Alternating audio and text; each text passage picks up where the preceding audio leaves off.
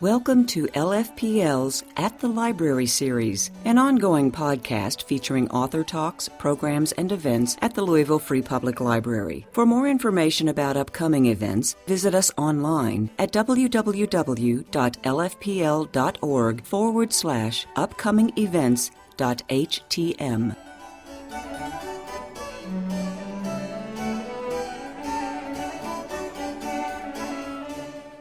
Celeste Ng is the New York Times best-selling author of 2 novels, Everything I Never Told You and Little Fires Everywhere. Just released in paperback, Little Fires Everywhere was Amazon's #2 best book and best fiction book of 2017 and was named a best book of the year by over 25 publications. It's a complex suburban saga, and it was a Reese Witherspoon book club pick, and is currently being adapted for an 8-episode series on Hulu starring Reese Witherspoon and Kerry Washington. I always depart from the script just a little. It is also one of the most beautifully written books that I have read in a very long time. I thought it was really great. And then parenthetically, I would also say that if you don't follow Celeste Ng on Twitter, she also has an engaging and highly entertaining and informative Twitter feed, so it's worth checking out. She's being interviewed tonight by Louisvillian Anne Bogle. Anne is also an author and is the creator of the popular Modern Mrs. Darcy blog and the What Should I Read Next podcast. She's also an avid library supporter, and I have it on good authority, a new member of the Friends of the Library. Please help me welcome Anne Bogle and Celeste Ng.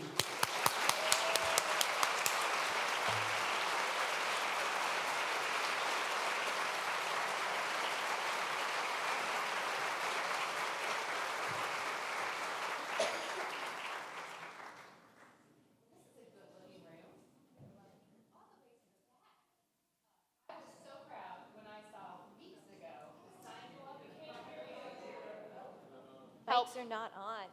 Okay. If I talk. She's making signs. Now can you hear me? How about now? Can you hear me? I'm not going to do the Verizon thing. Okay. Are we good? All right, and you can hear us in the back? Not very well. If I do this? Okay, she's giving me a thumbs up. Better? People in the back, can you hear me? All right. Oh. We had to do the Verizon thing. All right. Lots of time to see friendly faces. Okay. So we sold this place out weeks in advance. Louisville should be on the map as a literary mecca. We are not yet, but we are doing it. All right, if we have any What Should I Read Next listeners here, you are about to find out that that show was edited, and carefully. So apologies for having to hear that live. Celeste is a pro, luckily. I've seen your videos from your book tour. You did great. We'll get through it. Okay, so thank you for having us here. Thank you so much for being in conversation, Anne. I'm so excited. Oh, I could not. My deadline is on Monday, and it's my kid's last day of school. But those are just minor things to get to come talk to you. It's fine. Okay, well, I'm glad I get to tell you the story in person. So one of my favorites, I'm an avid reader. I talk to a lot of avid readers. I love story about readers and their books. And one of my favorite experiences, seeing a fellow reader get lost in a book. Reading is solitary. You don't get to see people read a lot. Yeah. But I got to see someone reading Everything I Never Told You on a bus in New York City, circa like 2016 maybe. So they had the paperback. They were reading it like this. And I didn't know where I was going, so I was paying lots of attention. Maybe she was a regular, but I saw her glance up at a certain point and look back down at her book. And then after we went through the next stoplight and people had gotten off the bus, she looked up, put her book down, went, "Oh!" Expletive. She clearly missed her stop because she was reading your book. And I don't know if you had this on your bucket list to write a book that makes people miss their bus stop, but I don't think that would make any author sad. No, I think that's pretty high on any author's list of possible compliments, that you were so involved that you missed your stop on public transportation. Okay. Right. Do you want to stop and do a cartwheel? Do we high five? We can high five. Okay. You're doing it, Celeste. So something that I love about your work is that you write in this sweet spot that is literary fiction, I mean, your sentences are gorgeous. Paul was just saying, it's obvious that you pour lovingly over every line, and I love that experience as a reader. But I mean, baby, like you can turn those pages when you're reading, and that combination of compulsively readable and beautifully literary prose does not always go together. Did you go into the writing process knowing that's what you wanted to do, or did the story just come out that way eventually? Yeah, I mean, I started off when I was a teenager, I thought I wanted to be a poet. So language was one of the things that drew me to writing first. I was writing poems, and they became longer and more narrative, and I realized that maybe fiction was a better genre for me. So I still write by ear, but language is really important. I want the sentences to sound beautiful. I love turns of phrase. I love pretty words. But at the same time, I'm also a reader. I think of myself as primarily a reader, and we tend to talk in the world of literary fiction anyway about page turners as if it's this backhanded compliment, like it's a little patronizing, like, oh, it was a page turner, meaning like there was no substance to it, or there's no literary value. And I don't agree with that. I think that if I'm a reader, I want to be hooked into the story. I want to stay up late reading and find out what's going to happen next. And I don't think that those things can't go together. I think you can have beautiful sentences. I think you can have a plot, which for many writers they see almost as like a dirty word. But I like plot. And I want also for to come out of a book thinking about things a little differently, maybe being exposed to an idea or, asking questions that I had never asked myself before.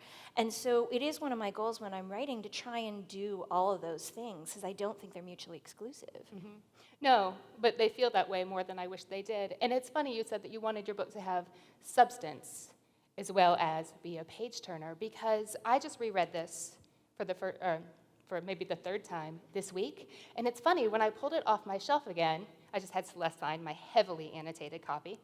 It's actually really flattering to see, like, 'cause you had all these notes, and I was like, oh man, you are smarter about this book than I am. At least the dog didn't drill on it or anything. That's a sign of love to me, if your pet is like chewing on your book or your baby has got it. Yeah. Like, I love when Not your kids, not your dog, so. I love when people come up to me at readings and they have like a book that is sort of like frayed at the edges and clearly been worn over, and they always apologize, but I love that because it shows that like they have been with this book and they've been living with this book. It's okay for books to look red.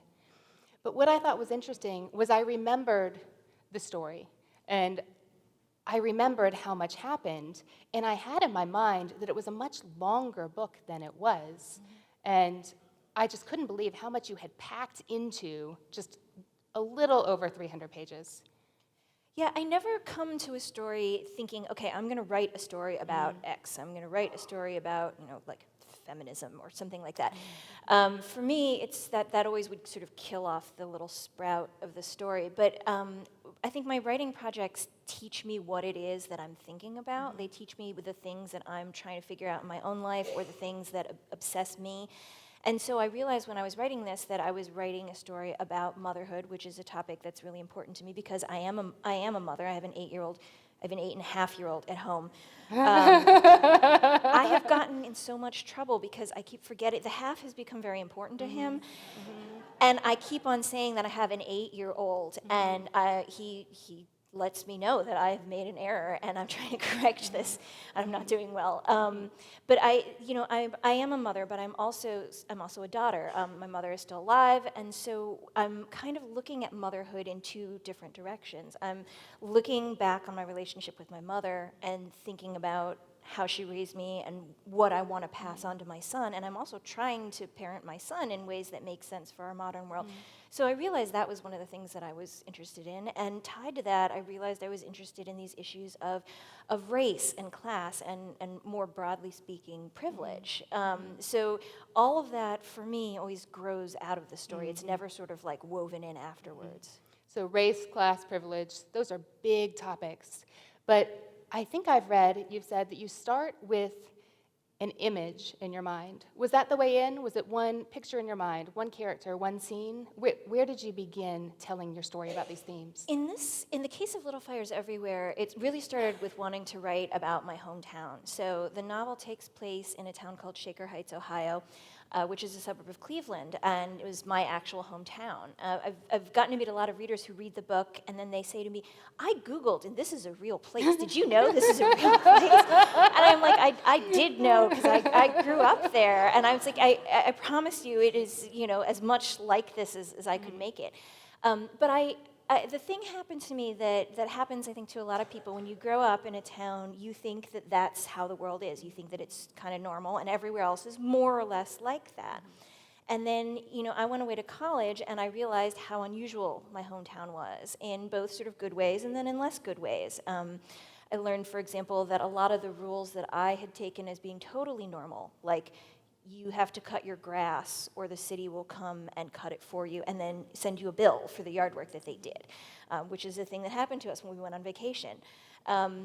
Or that you cannot put your garbage at the curb on garbage day because it will make the street look messy. You have to keep your garbage at the back of your house where no one can see it. And the city has these tiny little garbage trucks that go down every person's driveway and pick up the garbage and bring it to the regular garbage truck. I've tried to Google these little garbage trucks. They are not on YouTube. I know. I'm kind of amazed that nobody has put up a video of this. But in 2008, when the economic recession hit, Cleveland was suffering particularly badly, and all of the cities were looking for ways to cut their budgets.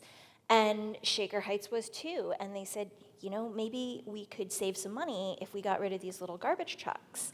And the residents overwhelmingly said, no, we cannot let our garbage be seen on the curb. So they kept the garbage trucks. So you're talking about a community where, now I know you have great love for your community. I do, yeah. But you're also talking about a place where appearances are really important, which Yeah. I'm sure is positive in some ways, but also Has a provides much real- scope for the imagination. It has a real downside. I mean, just that one detail about the garbage trucks seems so sort of like metaphorically rich to me, that you have to hide all of your messy human business that everybody has. We're all just going to pretend like we don't have garbage. And so I wanted to write about the town, both all of the really good things about it and also these kind of maybe sides, the slightly less good side of it. And when I started thinking about this town, I tried to imagine a family that would embody the town. And that's how the Richardsons came up. And when I started to think, okay, clearly they're being set up for some kind of downfall. That's my job as a mean fiction writer, is we make trouble for our characters. The image of the house fire kind of came. And so it did start with that first image that's right on the first page. Okay, so as a recovering perfectionist mother of 4 children, of course, it wasn't terrifying at all to read what happened to the Richardsons. So you have this family that exemplifies what this perfect community of Shaker Heights is like. But then, just like you did in your debut novel, you drop an outsider in their midst. What is it about the story of the outsider, about their perspective? Well, I think I'm interested in outsiders a lot, in this question of who gets to belong and what ways you get to belong, because I've often felt like an outsider in my own life. I was born in Pittsburgh, and I grew up in the suburbs of Pittsburgh in what was a very white suburb at the time, and I think it still is. In my elementary school, there was one black girl, and there was one other person who was not white, who was me, and that was it in the entire school. And then I moved to Shaker Heights when I was 10, and although it was much more racially diverse, it was at that time almost 50-50 black and white, which was very unusual for Cleveland.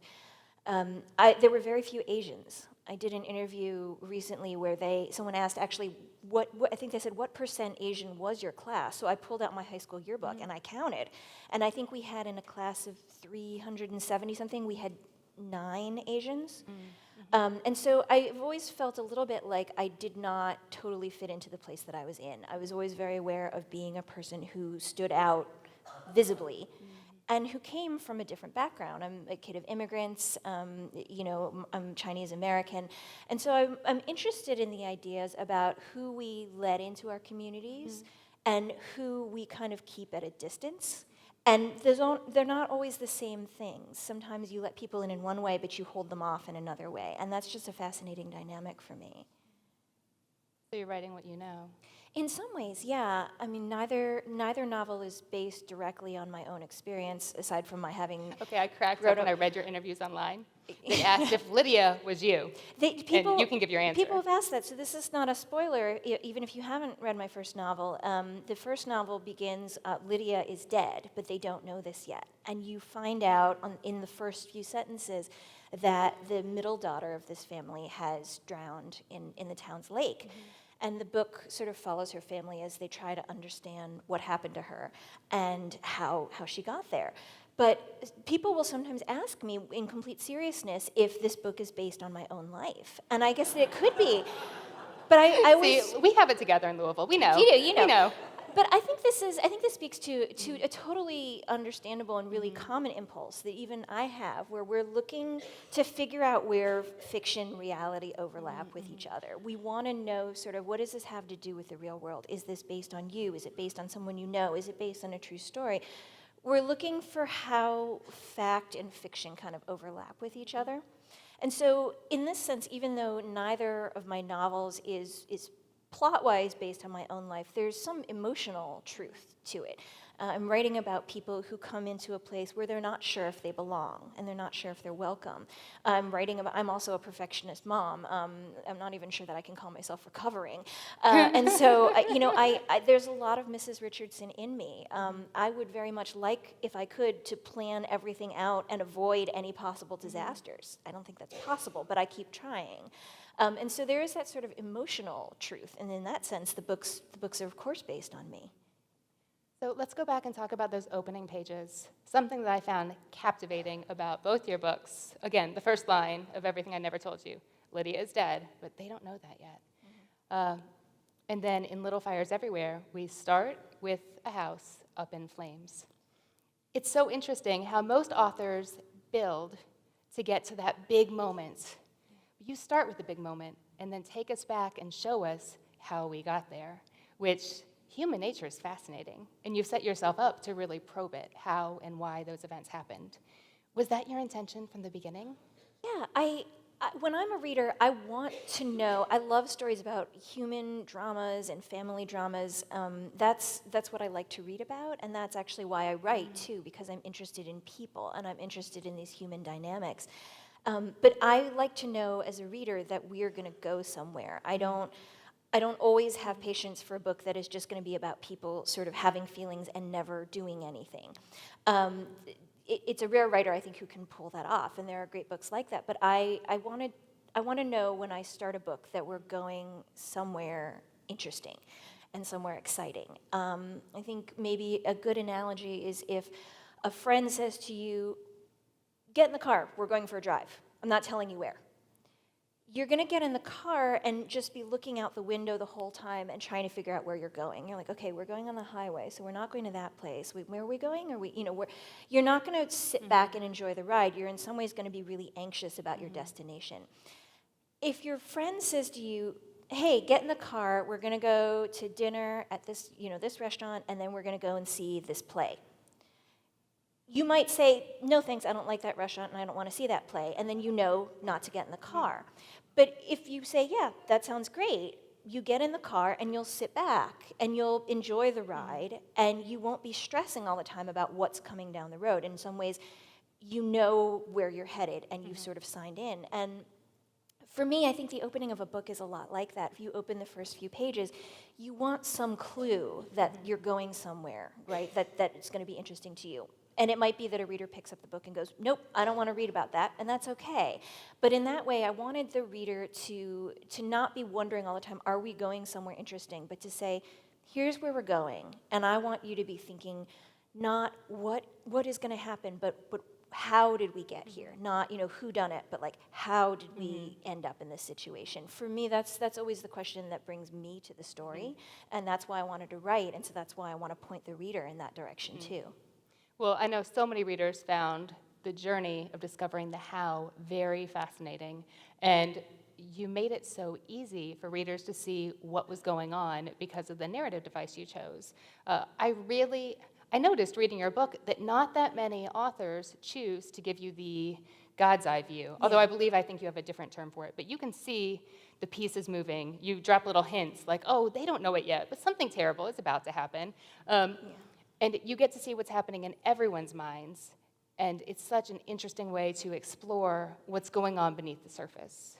Yeah, in my first novel, I realized partway through that I was writing about a family of 5 people who were all holding secrets from one another. And one of the problems I was having was that since none of them were talking to each other about these really important issues, the reader didn't get to find out about them.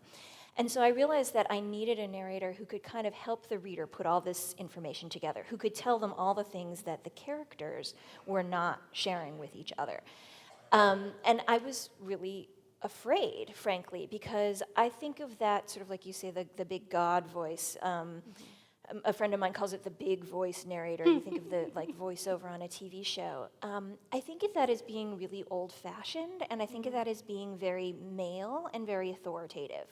So when I think about authors who've done this, like Dickens, Tolstoy, they will say things like, in which Oliver Twist learns an important lesson from Fagin. Right, there's that sense of you being told the story in a very obtrusive way. And I wanted to see if I could do that with a little bit less of the sort of, when I read Dickens, I love Dickens, but I do always feel like he's got a very clear moral judgment that he is pushing me towards. And you are definitely supposed to be, like in favor of Oliver Twist, and you're definitely not supposed to feel sorry for like Fagin. So I wanted to try and do that in a way that was maybe a little bit less like judgment of God kind of voice, and more sort of like helpful side narrator who's just giving you the context to understand what's going on, telling you things that maybe you need to know. Maybe sort of like if you imagine Wikipedia, where you read something and it tells you a term and you don't know what that is, you can click on it and it'll kind of remind you, what the Treaty of Versailles was, or when Abraham Lincoln was president, and then you go back to what you were doing. That was sort of my goal with that. And in the second novel, because I was writing about a community, I felt like it was really important in some ways to have a larger voice that was sort of over all the characters, because the community itself is a character in the book. And it was helpful to have sort of the voice of like everyone was thinking this. And to do that, you need to have a narrator who's really carefully parceling out information. There are a lot of teenagers in this book. I mean, there are so many teenagers in this book. Let's talk about that for a second. How is that as a place to go in your mind repeatedly for, how long did it take you to write Little Fires Everywhere? Years? It took me, the actual writing of it took about 2.5 years, but I was so proud of myself, and I sort of patted myself on the back and thought, good job, you got faster. And then I went back and I looked at my notes, and I realized that I'd actually been thinking about this novel and these characters since 2009, so for about 6.5 or 7 years. Okay. So that's like half a decade it's a long inside time to the spend teenage with brain. How was yeah. that? Yeah. It's a very angsty place to be. But I really enjoy writing about teenagers, honestly, because I think that's such an important formative moment for many of us. And I feel for teenagers. I think that they're being asked to do a lot of things by the world around them that are maybe not totally fair. They're almost adults in a lot of ways. They have adult capabilities. They can get themselves into adult kinds of trouble. And yet at the same time, they are really still kids. And we ask them to be adults when it's convenient for us. And then we ask them to be children and defer to the adults in the room when it's not convenient for us. And that's such a hard place, I think, for teenagers to be. And I remember feeling like that as a teenager. And I live in Cambridge, Massachusetts, which is outside of Boston. And sometimes when I'm writing, I go to the Cambridge Public Library. We have a really great public library system, and we have a really great main branch where there are a lot of different kinds of workspaces. There are spaces where you can eat, so you can drink coffee while you're working. There are spaces that are totally quiet. They have little pods that you can go into if you really need to not be around anyone else. And the library happens to be right next to the public high school. And they encourage the teenagers to come in and use the space, and they do. So any time of day, if school's in session, there tend to be teenagers in there. So they're studying, they're finishing up their homework, they are complaining about their parents or their teachers. Sometimes they are having little like group meetings where they're a lot of them have video cameras, so there's some kind of video documentary making class. There's always like a group of teenagers in there like working with their cameras. They're flirting with each other, they're eating their lunch. And it reminds me, when I sit there and I listen to them, I don't use what they say, but it reminds me of how their concerns really are big. I think that we tend to kind of denigrate teenagers' concerns. We think, oh, it's a phase, they're going to grow out of it, they're not talking about anything important. And when I hear them talking, they're actually talking about pretty weighty things. They're talking about, friend issues or things that are going on with their parents, or about things in the world, frankly, more coherently than many of the adults I hear talk about them. And so in that sense, it was really wonderful to get to write teenagers and just kind of be in that world for a bit.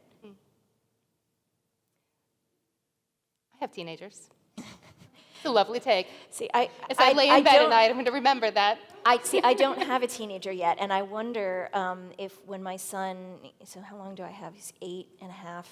So I You're have a poet. 6, I'm a liberal arts 6 major. and a half, Yeah. so like 5-ish years before I feel like I hit the real teen years. We'll talk again in 5 years and see. I may then want nothing to do with teenagers, and then maybe I'll write only about like lovely young children who sometimes listen to their mothers. And get in trouble, or what kind of plotting would you have? So that's the thing I think about. One of the reasons teenagers are so interesting to write about, I think, is because they are almost adults. They can get into trouble, and they do things that have real lasting consequences, right?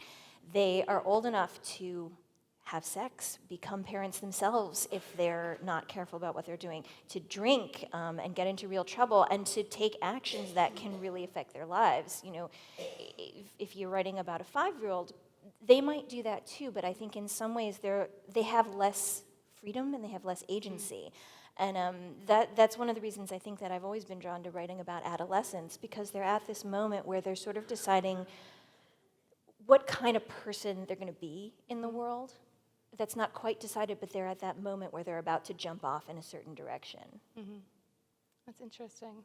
Well, we started talking about teenagers from the narrative voice. It's funny, I didn't know you were afraid of being Dickensian, and I didn't think of it as being a Wikipedia page, but I did think of this, maybe because there's so many feminine friendships in this novel, but I thought of you as leaning in and saying, hey, what's she thinking? Hey, you should know this. Oh, I hey, like did that you hear? interpretation. Yeah, because there is sort of, we want the scoop. I really like that interpretation, actually, because in some ways the narrator in Little Fires Everywhere does function as a little bit of a gossip in not necessarily a bad way, but of saying like, by the way, let me tell you about this thing that she did when she was in college, and that informs And how we want to. you view the That's what we character, lean right? in for. We want to hear that. Well, this is one of the I'm not reasons. talking about Sheryl Sandberg either. This is- dish it. This is one of the reasons that I like writing in public places, because I think it's human nature that if you're sitting at a table and the people at the table next to you suddenly lower their voices, you immediately lean in because you know that something interesting is happening. And you would like to be in on that. I think that is a curiosity that it's fun for the narrator to satisfy, to tell you, like, let me just remind you about this thing that she did and how hypocritical this thing that she's doing is, right? There's a joy to that, but there's also, I think, it enriches your view of the character. So a person who might be showing herself and thinking of herself as being, I'm totally the good person here, I am doing this lovely good deed, I am helping people out, I am so generous. It's sometimes useful for you as the reader to know, is she? And to be asked that. And likewise, if you see someone who maybe is making a very bad decision, sometimes it's useful for you to be reminded, like, okay, but remember, she's 18 and she's led this kind of sheltered life, and it doesn't have a good view of the whole situation. And Also, she's living with someone who is hell-bent on keeping her garbage in the back. Exactly. Yeah. You're like, just remember what kind of, parenting she's had, remember what kind of place she grows up in, right? What her limits are. For me as the author, I always want the reader to feel empathy for my characters. And by empathy, I mean to be able to imagine themselves into that person's shoes and to say, okay, maybe I don't approve of what you did, maybe I would like to think that I would never do what you did, but I at least understand why you thought it was the right thing to do at that time. When I was writing this novel, my son was 5, and he and his friends had just discovered Star Wars, and they would play Star Wars on the playground. And so there was a lot of negotiating about who got to be the good guys and who got to be the bad guys. And it felt really important to talk with him about how in real life there are not usually clear good guys and clear bad guys. And that a lot of times people who we might call the bad guys don't think that they're the bad guys. They sincerely think that they are the good guys, and they think that what they're doing is right and necessary. They might not be right about that, but they think that they are. And it seemed really important to me to talk with him about saying, you know, let's understand why someone does it, even if we still don't agree or we still think that they're wrong.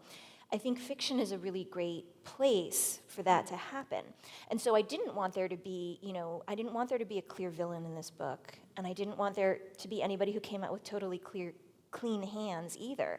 And part of what, having that narrator in the book who can be telling you the gossip or who can be reminding you like, okay, but to be fair, remember these things about her, reminds you of the circumstances around these characters and hopefully lets you see them more like people and helps you, feel empathy towards them in places that you might not if you weren't getting that kind of like back channel whisper in your ear. On empathy, I thought a real strength of the book was that you showed us how many different ways there are to be as a person.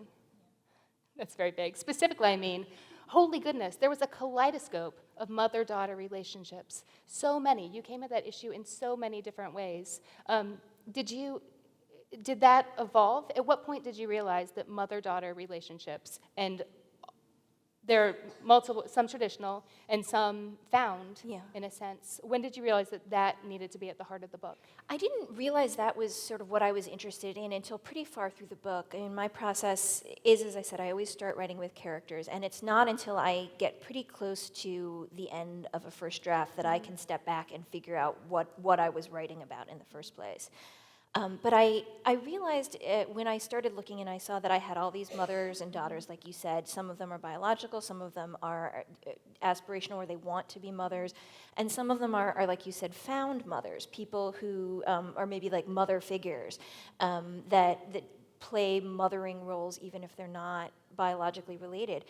I realized that was something that I wanted to talk about, and then I went back to make it more conscious. I found out when I became pregnant with my son that our society has a lot more thoughts about mothering than I'd even realized. And they will tell you those thoughts, whether you ask for that or not, and sometimes even whether you have children or not. I knew that we were sort of, as a culture that we worship, but also really judge and almost fetishize motherhood. I'm thinking about even just tabloid headlines and how so many of them are about who's having a secret baby, or who, Jennifer Aniston is so sad because she doesn't have a baby, or, Harry and Meghan are about to have their baby, and I guess now have had their baby. I've been on book tour, so I'm a little behind on the tabloids. But there's such a fascination with this idea of motherhood. And there are so many messages about the ways that we think mothers are supposed to be and not be. So rules, you're saying? A lot of rules, and the problem a lot of times is that those rules contradict each other. So as I move through the world of being a parent, and I make more friends who are also parents, I'm hearing so many criticisms like, well, why did you have your kid when you were so young? Because you weren't well established. You could have, if you waited, you would have had, more resources. And why did you have your kid so late? Now, your kid is going to be, you're going to be like in your 50s when your kid is going to college. Or, why did you only have one? Your kid is not going to be well socialized. Or, why did you have 4 children? You can't possibly be giving them as much attention as they need to be having. Or, so you're like, hold my drink. I'm going to write a book to show you how it can go wrong no matter what you do. Well, in some ways, yeah. I mean, in some ways, I realize that there is no right way to mother, but there are about 8,000 different ways that you can be. People will tell you that you are mothering wrong. And yet we still have this idea that there is a best way to mother universally, no matter what your circumstance or who you are or any number of parameters. And what I wanted to do, I realized that I was interested in doing, again, I didn't come to the book thinking about this, but I realized one of the things that I was interested in doing was kind of refracting that idea of motherhood, of sort of putting it into a prism and splitting it up into its different components. Because I don't think it serves anyone to think about mothering as this monolithic thing, like here are the steps, just follow the steps and you and your kid will be totally fine. I don't think that that really works, and I don't think that there is a right answer to this, and I wanted to sort of just show that the question is complicated. One of my jobs, I think, as a fiction writer is to make things that initially seem simple complicated. To remind people that, if something seems simple, they're probably not thinking about it hard enough, and that there may be more sides to it that they need to consider. You've given the advice to your fellow writers to write what scares you. What was scary about approaching this book? Everything, honestly. We're leaning in, Celeste. It's scary. I mean, it's scary to talk about big subjects like motherhood, race and ethnicity, class. These are subjects that people tend to have a lot of feelings about, that I have a lot of feelings about. It was scary to write about my hometown because I wasn't sure if they were going to see the portrayal of the town in the way that I meant it, which was as sort of a loving portrait, but one that looked honestly at some of the shortcomings of the town. Frankly, it was scary to write about the issue of adoption and race at all, because there's a transracial adoption that happens in the book. And I was writing this book mostly in 2015 and 2016, and I sold the book in September of 2016, which was a different political moment than the one that we're currently in, and one in which I expected that we would be living in a different current political moment than we are currently living in. But so, I mean, when this book sold, I wasn't sure what our sort of cultural and socio-political landscape was going to be. And then when Trump won the election, when Trump became president, I think a lot of these issues, sorry, I come from Boston.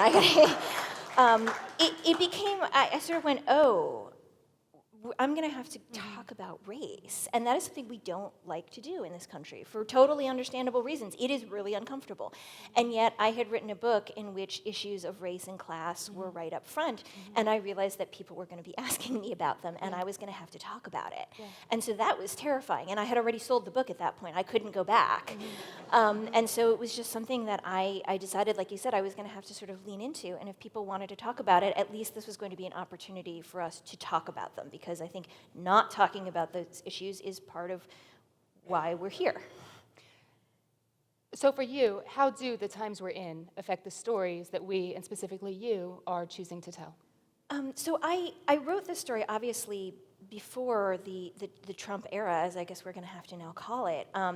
But these were, I think it's important to say that these are issues that have been present all along and that many people were aware of and were talking about. And now I think many more people are aware of them. So that's something that's changed. Like, these were not new stories. It's not like these issues suddenly came around when Trump walked into the White House. Like, they had been simmering under the surface all along. I think what's changed about it maybe is, hopefully, we're starting to see that it is really important to tell some of the stories that haven't been told. And I think we see that in a lot of different ways. We see that with stories about immigration. We see that with stories about sexual assault. We're starting to see how important it is to talk about things that have always been happening. The fact that, like, Black people get killed much more often by police officers. And for some reason, nobody wanted to talk about that. And now we're starting to say maybe it's important to have stories out there where people hear what happens. I think there's a reason that The Hate U Give, which is a novel by Angie Thomas, which deals very directly with police brutality against Black bodies, has been on the New York Times bestseller list for now like 2 straight years, something like that. I hope that it's starting to make people realize that it is important to just hear these stories and acknowledge them, and then start discussing, well, okay, this is our reality, what do we do about it? For me as a writer, it's meant that I've become more outspoken about these issues, not entirely by choice, but because it feels important to be having these conversations. Right after the election, a reporter sent me an email and said, I want to write a story about Thanksgiving. He sent it to a lot of writers. And he said, I want to, I think we all need a break from negativity. So can you just tell, every one of you, tell me something that you're thankful about, but no politics. And I really wanted to do this, and I thought about this for a long time, and I couldn't come up with an aspect of my life that in some way didn't feel like it was political. Like, I am a child of immigrants. I'm a woman. I'm a woman of color. I am a mother. I have a sister who's a physical disability. I have friends and relatives who are gay. Like, there was just no part of my life. I have health care. There wasn't a part of my life that I could think of that didn't have this. And so I think maybe we're also starting to see that most stories actually are political, even if we don't think of them as being that especially for anyone who's out of the mainstream, your life ends up being politicized. And so if you are writing about any aspects of those life, your work has some political valence, whether you mean it to or not. That was a long answer. Despite your best efforts. It was a good answer. Okay, one more question before we're going to use these mics on the sides to start thinking of your questions. Start thinking of your questions and please come up. But otherwise, we'll just vamp and we'd be happy to. Yeah. So speaking of writing books, telling stories, and living into, what adjective do we want to use about the reality we're living into, Celeste? Complicated. Living into a complicated reality, but retaining optimism. I want to ask you about your dedication. Oh, yeah. Here's what we got. To those out on their own paths, setting little fires.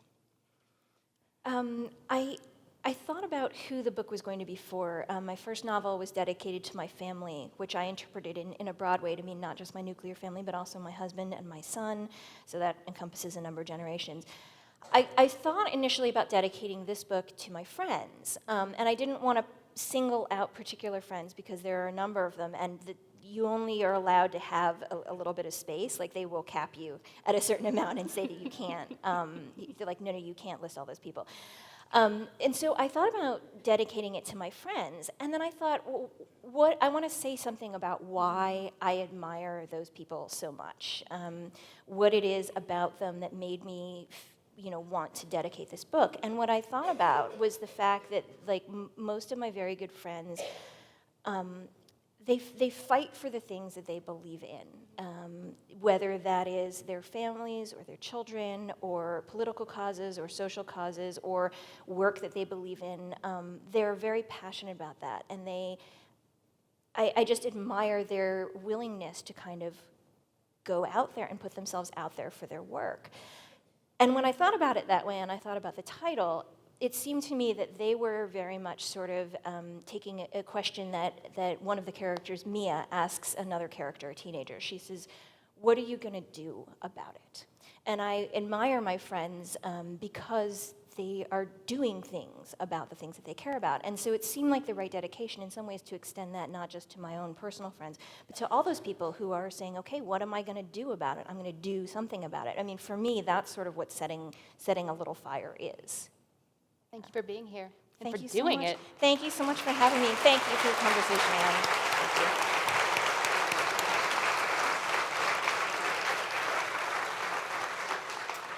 All right, there are 2 mics up here on my, is that my left, my right? That's your right. I'm pointing, Well, you there's got also it. one on and your there's left. one right here. Yeah. 1 question each. There's always a dude who asks like 4. Don't be that person. Here we will go. shut you we down. will ask But questions. Please come until up Bree and cuts ask us off. questions. I'm happy to. So I'm looking at you. So you got to go first. I was wondering what the greatest challenge was in writing Little Fires Everywhere and how you overcame it. Oh, great question. For me, the biggest challenge always is about structure, which sounds really boring. No, I'm listening. But Tell us more. So I'm trying to get started on a new novel, and I was complaining to a friend of mine who is also a fiction writer about the struggles.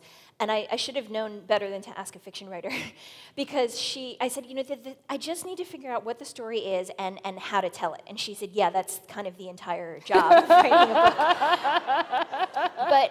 And I thought, okay, touche.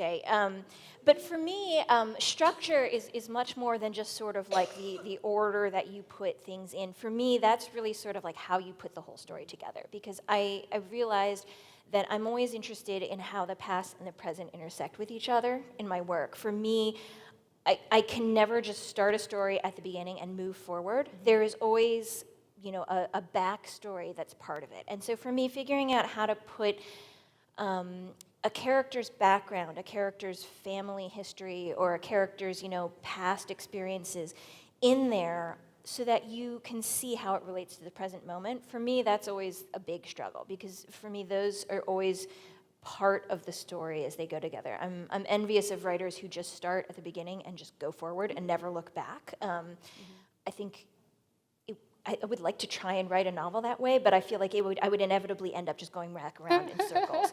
So for me, that's always the hard part, is figuring out how do I tell what a person is doing now and everything that's happened to them before in a way that makes sense. And for better or worse, if you do an amazing job, you will never notice. That's it. I realize that if you're doing it right, it's sort of like if you have someone in your family who's really good at telling stories, or sometimes, like the funny story about, that time when your uncle did that thing, but they can weave in, now, you remember your uncle, when he was a little boy, he always was afraid of cats and blah, blah, blah. They throw in the backstory in ways that make sense to you, and you don't even realize that they're telling you all this background information. That's sort of my goal.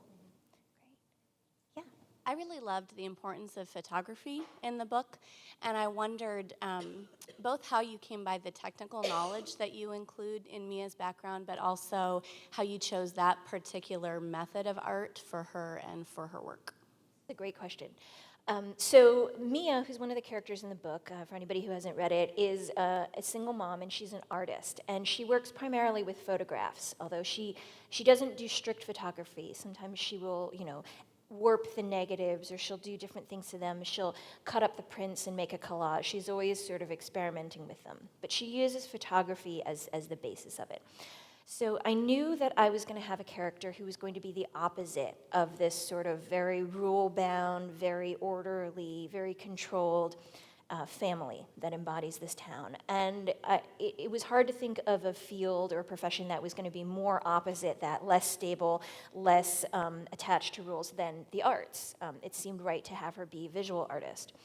And I thought about the different media that she could be using. And I settled on photography because I think of all the fields, it's the one that we think is the most objective.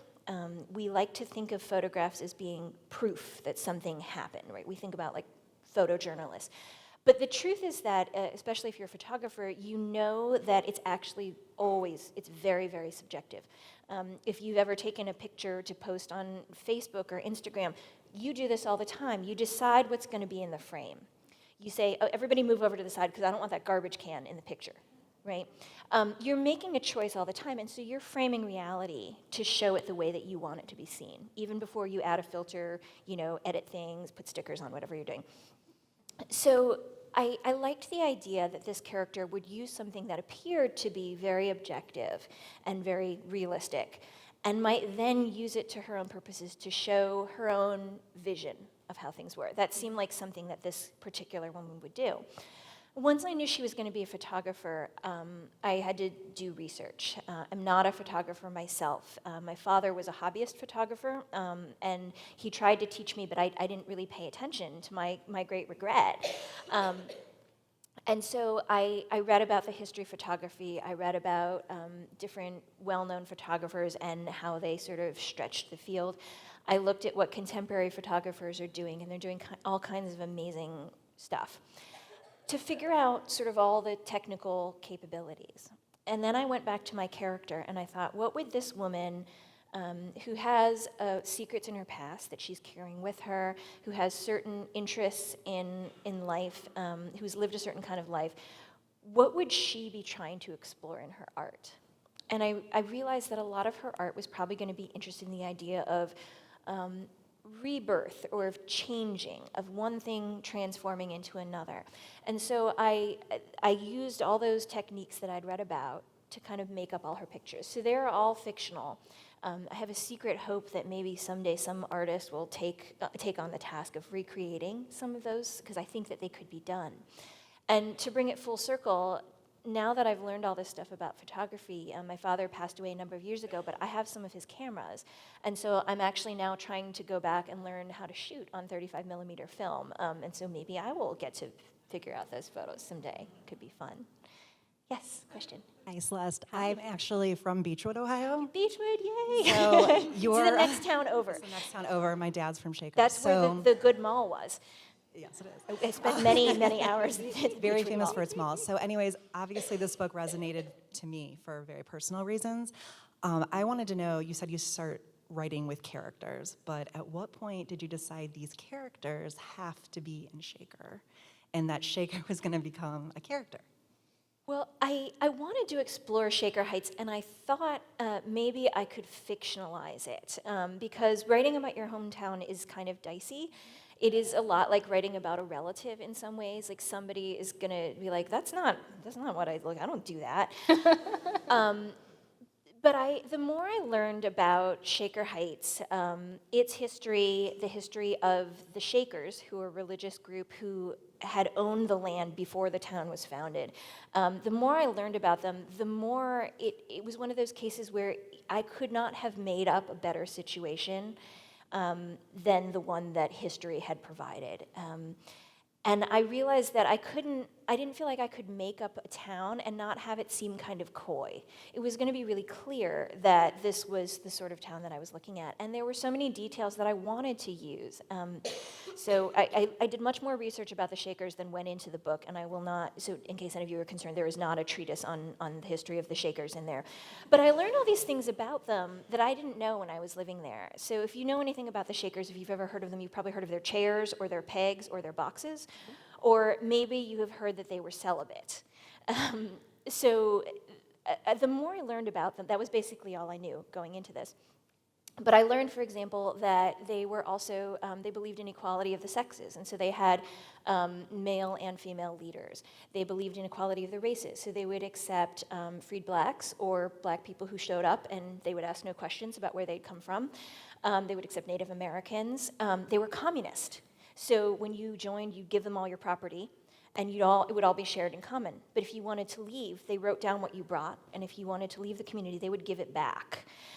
So there were so many things about them that suddenly made my hometown clearer, even though there had never been any Shakers living in Shaker Heights. So I told you that they were celibate, and it's really hard to get people to join your community when one of the rules is that you can't have sex. And it's also really hard to make new Shakers if you can't have sex. So they died out, and basically then the town founders came and founded the town on their land. But they took a lot of those ideals, this idea of equality and that we're going to be sort of like racially progressive and that we're going to be sort of forward thinking. All those ideas infused the town. It was like it had seeped into the groundwater and had come back up. It explains so many things that I decided I just had to write about this particular town. And I hope that I did it justice when I wrote it. Thank you. Yeah, question. Hi. Love Hi. both the books, but I'm curious how you feel about your latest being adapted to the Hulu series, if you're involved at all, or how you feel about the casting so far. And Great question. So Little Fires Everywhere is getting adapted into an 8-episode miniseries that will air on Hulu, and it's being produced by Reese Witherspoon and Kerry Washington, who are going to star in it. And I'm thrilled about it, honestly. My husband keeps saying to me, like, are you feeling possessive yet? Like, is it kicking in? And I honestly, no. Partly because having talked with both of the lead actresses and the producer and the showrunner, I really trust their vision for the book. I feel like they're seeing it in the way that I want it to be seen, and all the things that they're planning to do with it are things that I like and I'm in favor of. And I like adaptations. most of all, I like it when adaptations have space to, sort of be away from their creator and someone else can put a spin on them. That's sort of the fun for me. So I'm involved with the show a little bit. I am one of the voices at the table. They keep me looped in. And they've given me all the scripts, so I got to read the scripts and give notes. I got to go out and sit in on the writer's room, which is exactly as cool as it sounds. They bring you lunch. It's kind of magic. They take an order the night before. They're like, here's what we're going to have, and like what kind of coffee or tea do you like? And then you're all sitting there working, and someone quietly comes in and just puts food in front of you. It's like my dream. But it's been amazing to sort of see the book that I wrote come to life in a different medium, because TV is different. They've got 8 episodes, so they have 8 hours to fill, and so they actually get to add in more layers. They get to take things that maybe took a sentence in the book and kind of bring them to life. They get to show you more of the character's backstory. They get to show you some of the subplots that kind of get teased up to the top. And I think a lot of the themes that are in the book are going to be sort of more even gone into in more detail in the TV show. And so I'm just really excited about having it come to life. And I think they're going to do a great job. So, thank you. Yeah, question? Hi, Celeste. I'm a very big fan, and I know that you're very outspoken and in a good way, politically, and you're socially active and whatnot. I'm involved in a lot of book clubs online, and a lot of authors are afraid to express themselves or to talk about things that they feel, I think because they're afraid they'll lose readers, probably. But I was wondering how do you come to be able to be honest and share your true feelings about political things or, social issues without, being judged or worried that might affect your readership? I mean, to be honest, I'm sure there are people out there who don't read me because of my political outspokenness, and I'm sure that there are people out there who judge me. I mean, honestly, what happened was that I started off, I joined Twitter because it's a thing that your publisher basically asks you to do. It's really important now for authors to sort of have a platform. So you have to be on social media. They want you to connect with readers. And to my surprise, I actually really love Twitter. I like talking to readers, and it's a place where, as a reader, I get to fangirl other authors that I love. So I was on Twitter, and I thought, I'm going to just talk about books and book stuff. I'm a book nerd. That's what I'm going to do. And really what happened was sometime in 2015, 2016, honestly, as we started the run-up to the election, I would tweet about things that seemed really innocuous to me. Like I would just retweet an article about books that I liked, or something that did not strike me as being overtly quote-unquote political. And one of the downsides of social media is that sometimes people who you don't know will find you and say horrible things to you. And so there would be waves where I would tweet an article, here's a review of a book that I loved, and I would go away to lunch and I would come back and I would have hundreds of notifications from self-professed white nationalists who would be saying all kinds of vile things to me, calling me all kinds of names, suggesting that I go back where I came from, which was like Pittsburgh. Like, this is obviously not what they meant, but I didn't know what to do about this. This was in some ways a fight that didn't come to me, and I'm sort of embarrassed in some ways that I wasn't sort of speaking out about these things before. Mm-hmm. But as this happened, I would have to figure out how I was going to deal with these people, so I tried the old rule of ignore them, bullies will go away. That did not work, and not only did they not go away, they brought their friends to me, and then they would also go and attack anyone else who tried to come to my defense. And this will be no surprise to anybody who's spent time on social media as a woman of color, and particularly a black woman, that there are people out there who just don't want you to talk. And for better or for worse, my personality and the way my parents raised me is, oh, you don't want me to talk? Cool, I'm gonna talk. But in a lot of ways, I realized that I wasn't the only person this was happening to, and that this was a really huge problem that I knew had existed but was bigger than I had realized. And as my books started to do well, and I'm grateful to have found an audience, I started to realize that I was somebody who could in some ways talk about these things, that I had people's attention, and also that maybe I would make people feel that they were not alone if I were talking about them. And so I started to do that with the support of my publisher and with the help of many other people. If I saw people getting attacked by like self-professed Nazis, I would say, look, this is not acceptable, and people would listen. They should have listened to the person getting attacked, but it took other people kind of backing them up. So now that's something that I'm trying to do more consciously, and I'm aware that I have the privilege to get to do that, but if people are going to listen to what I have to say, then I want to say something that's important, and I want to try and use that platform to speak up for other people. So that's how it was. The fight kind of came to me, but now that I'm here, I'm trying to use it for good. Thank you for that, and we appreciate your courage. Thank you.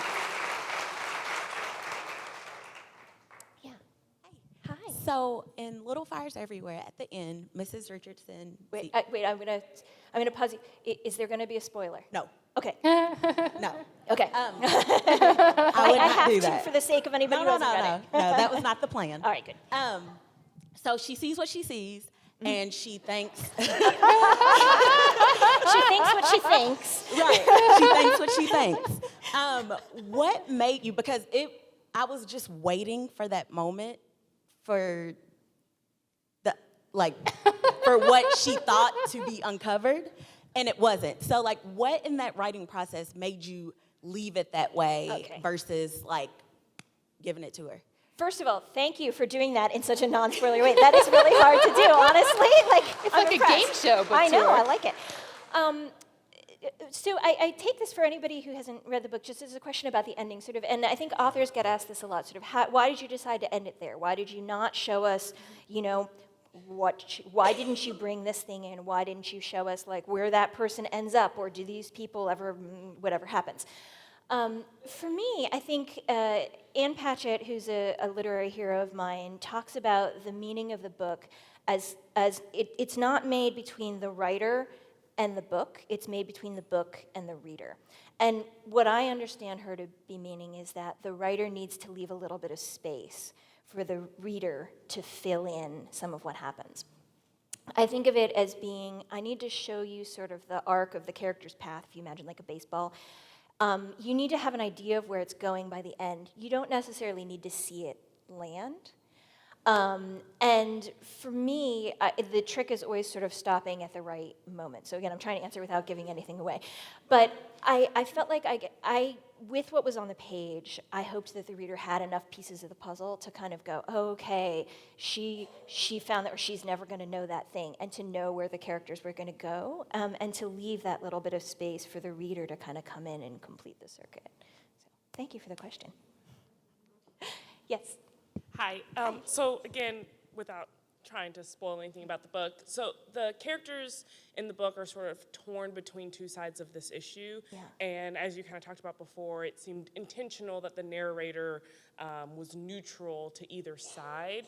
And while I empathize personally with both, I had like a clear idea of what I thought was, right versus wrong, or where things should have landed. And I was just curious if you, when writing it, even though you obviously wanted to let the reader, decide for themselves, if you don't have to say which side, but if you personally sort of. No, this is a great question.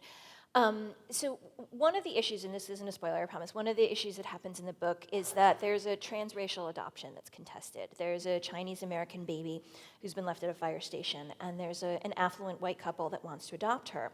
And they adopt her, they've had her for almost a year, and they're in the process of adopting her, and her biological mother comes back and wants to get the baby back. And so there are a lot of questions about who should get custody of this baby, who's going to be the best parent for the baby, who has the right to parent her. And when I was writing this scene, I had opinions of my own, as many of you probably do, and as you said you did. And this is where having a writer's group is really helpful. I'm part of a writer's group in Boston, and I gave them pages of a courtroom scene where both sides are arguing for who should get custody of the baby. And they read them and they said, okay, when we read these, it feels like the narrative, the book, is pushing us to one side. Is that what you want? And I thought about it, and I said, actually, no. I feel like that says to me then that I haven't given the other side sort of enough space. I haven't done enough work to show why the other side feels the way that they do and what their claim is. And so that was a reminder to me that as the author, I can have my own opinions, but in some ways I need to do that work of being empathetic and showing you why, the birth mother feels that she should get it because of these reasons, and the would-be adoptive mother has these feelings, and that they both do have valid claims. You, as the reader, kind of get to make up your own mind about whether you agree with what happens, but my job is, in some ways, to give you enough evidence to make up your mind. And so I started off thinking one way, and by the end, as I did more work, sort of, showing the other side, I became much more torn, and now I honestly I don't totally know how I would decide. I would do a Solomon and cut right down the middle. Everybody gets half a baby, and no one will be happy. Thank you. Yeah. Hi. Hi. I was just curious. You said you wrote it and sold it in 2016. Was there a reason you chose to set it in 1998 versus something current, but still same story? Yeah, this is a great question. I started off in the late 90s. It's set in 1997 and 1998. First, for a very pragmatic reason, which was that was when I was in high school. I would have been the same age as Lexi, who is the oldest teenager in the book. And so it was a world that I knew really well. I knew what those kids would have been wearing. I knew what what the cool restaurants were, what slang they would be using, what TV shows they would be watching. But I think the job of a writer is, after you start off with your first impulse, you have to go back and say, okay, does this make sense? Is this in here for a reason? And I realized that the 90s actually was a great time to bring up some of the things that the characters are dealing with. Because first, I knew these characters were going to have secrets, and I wanted to make it a little bit harder for them to find out information. So now, if you want to know about somebody's background, you can Google them, and you can find out quite a lot quite quickly. I wanted it to be a little bit harder. I wanted them to have to sort of work for that.